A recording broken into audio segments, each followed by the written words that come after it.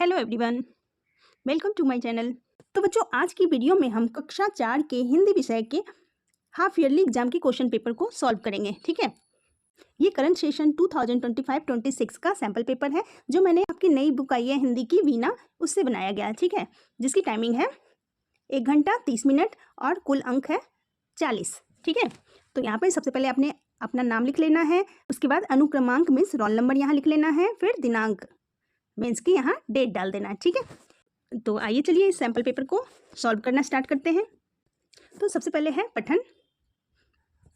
नीचे दिया गया गद्यांश ध्यान से पढ़िए और अंत में दिए प्रश्नों के उत्तर दीजिए। ठीक है, यहाँ पे छोटा सा गद्यांश दिया गया है, उसको पढ़ना है आपने और नीचे कुछ प्रश्न पूछे गए, उसके उत्तर आपने लिखने हैं। ठीक है। रवि प्रतिदिन स्कूल जाता था, वह समय पर पढ़ाई करता और शिक्षकों का आदर करता था। रवि खेलों में भी अच्छा था, उसे सबसे ज़्यादा फुटबॉल पसंद था। उसका सपना एक दिन बड़ा खिलाड़ी बनने का था। ठीक है, तो ये थे गद्यांश। अब नीचे कुछ प्रश्न दिए गए, उसका उत्तर देख लेते हैं। तो पहला प्रश्न है, रवि रोज कहाँ जाता था? तो हमने अभी पढ़ा रवि प्रतिदिन स्कूल जाता था। ठीक है, प्रतिदिन मीन्स हो गया रोज, तो उत्तर लिखेंगे रवि रोज स्कूल जाता था। दूसरा प्रश्न है, वह शिक्षकों के साथ कैसा व्यवहार करता था? तो यहां देखिए यह है उत्तर, वह शिक्षकों का आदर करता था। ठीक है, तो उत्तर लिखेंगे। अभी मैं सारा उत्तर आपको लिखकर भी दिखाऊंगी।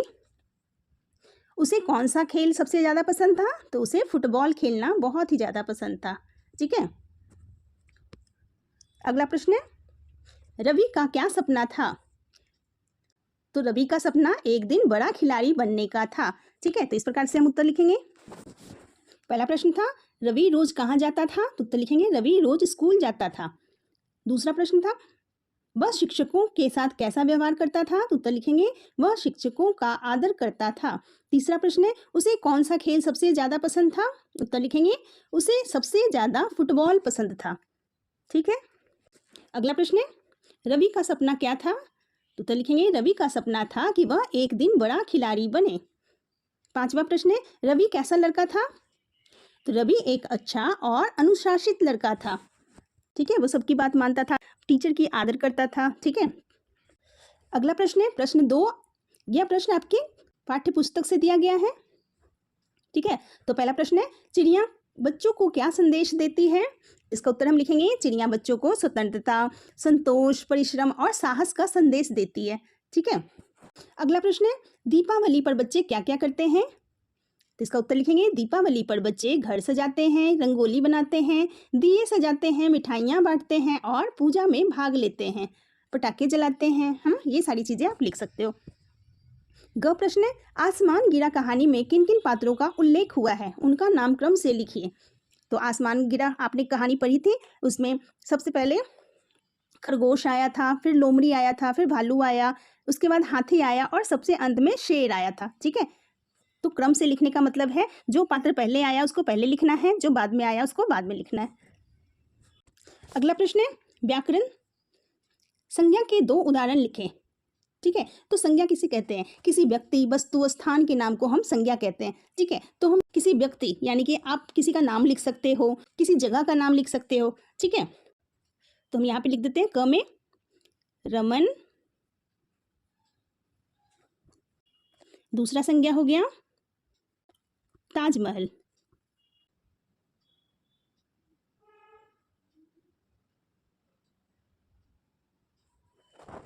अगला प्रश्न है, नीचे दिए गए शब्दों के बहुवचन लिखिए। तो किताब का बहुवचन हो जाएगा किताबें।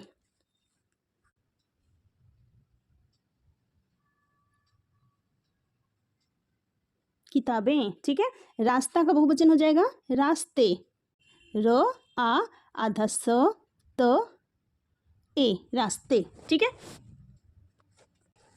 अगला है, मुहावरा का अर्थ लिखकर वाक्य में प्रयोग कीजिए।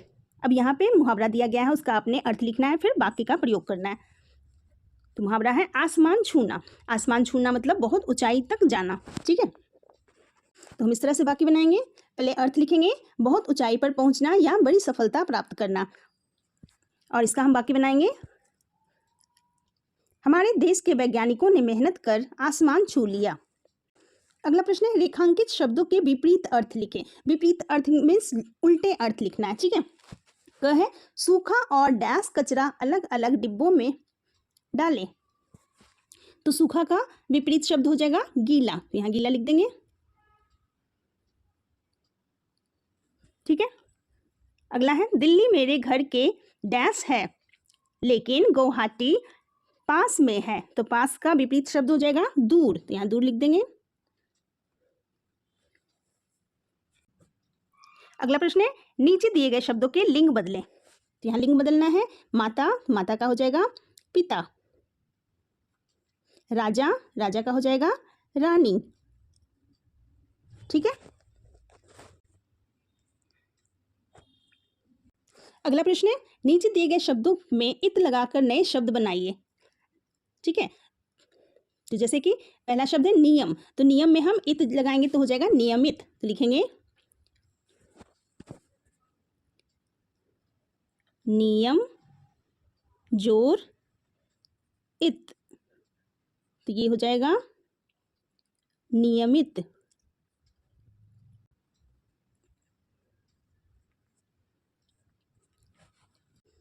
अगला है शिक्षा, तो शिक्षा में हम शिक्षा में इत जोड़ेंगे तो हो जाएगा शिक्षित, तो ऐसे लिखेंगे शिक्षा जोर इत, तो ये हो जाएगा शिक्षित। अगला प्रश्न है वाक्य पूरा करें। डैश जैसा था आकार, तो हमने कविता में पढ़ा था अंडे जैसा था आकार, तो यहाँ लिख देंगे अंडे, ठीक है। ख है सबका मन बहलाता, कौन बहलाता है? आपकी जो कविता है नीम, उसमें है ये लाइन, सबका मन बहलाता नीम, ठीक है। अगला प्रश्न है समान तुक वाले शब्द लिखें। तो समान तुक वाले शब्द मीन्स कि राइमिंग वर्ड आपने लिखना है। तो यहाँ पे है आना, तो आना का हम लिखेंगे राइमिंग वर्ड जाना, खाना, सोना, कुछ भी लिख सकते हैं, एक ही लिखना है।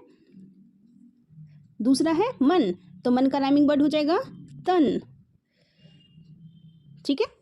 अगला है क्रिया शब्द पर गोला लगाएं। अब क्रिया शब्द क्या होता है? क्रिया मीन्स किसी काम को करना, ठीक है, जो काम हम कर रहे हैं, जैसे कि पढ़ना, लिखना, खेलना, कूदना, ये सारी क्रिया हुए, ठीक है।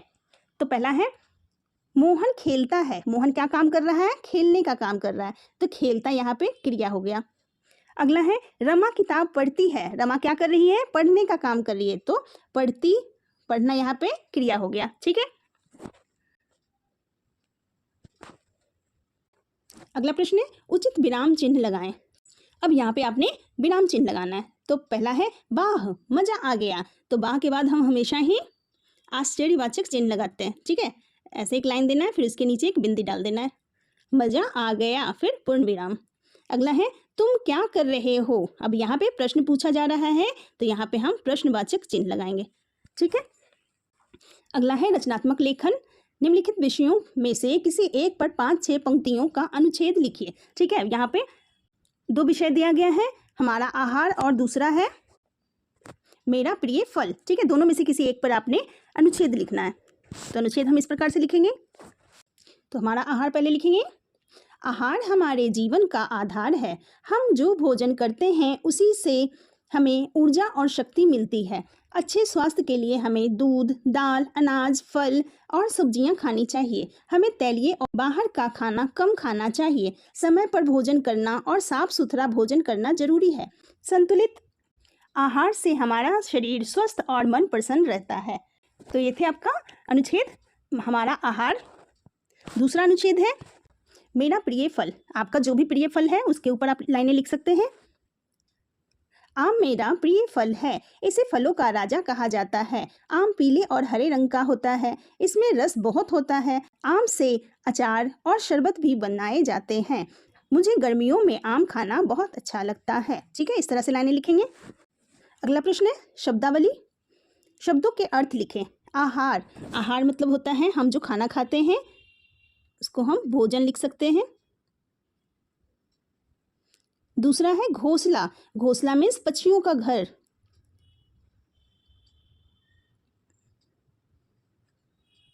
पक्षियों का घर, ठीक है। अगला है वाक्य में वाक्य में विशेषण चुन कर लिखें। तो विशेषण क्या होता है? जो किसी चीज़ की विशेषता को बताता है उसे हम विशेषण कहते हैं। ठीक है, तो यहाँ पे वाक्य दिया गया है, घोंसला बहुत सुंदर है। घोंसला कैसा है? सुंदर है। तो घोंसला की विशेषता क्या हुआ कि वह बहुत ही ज़्यादा सुंदर है। तो हम यहाँ सुंदर लिख देंगे, सुंदर इसका विशेषण हो गया। ठीक है, अगला प्रश्न है, वर्तनी शुद्ध करें। ठीक है, नीचे दिए गए शब्दों की सही वर्तनी पर चिन्ह लगाएं। यहाँ पे 2 शब्द दिए गए हैं, जो सही है उस पर आपने सही का निशान लगाना है। तो विद्यालय है पहला, तो ये विद्यालय हम ऐसे लिखते हैं, तो इस पर हम निशान लगा देंगे। किताब, किताब को हम ऐसे लिखते हैं, ये सही हो गया। मिठाई, मिठाई को हम ऐसे लिखते हैं। ठीक है, अगला है बच्चा, तो ये सही हो गया बच्चा। दूसरा है गाड़ी, गाड़ी ये सही हो गया। ठीक है, अगला प्रश्न है सुलेख, नीचे दिए वाक्य को सुंदर अक्षरों में लिखें। तो आपने इसमें कुछ भी नहीं करना है, जो भी वाक्य लिखे हुए हैं आपने सुंदर सुंदर राइटिंग में यहाँ पे लिख देना है। ठीक है बच्चों, तो ये थे आपके हाफ ईयरली एग्जाम के प्रश्न पत्र। आई होप ये वीडियो आपके लिए काफ़ी हेल्पफुल रहेगा। मिलते हैं फिर नेक्स्ट वीडियो में। Thank you so much.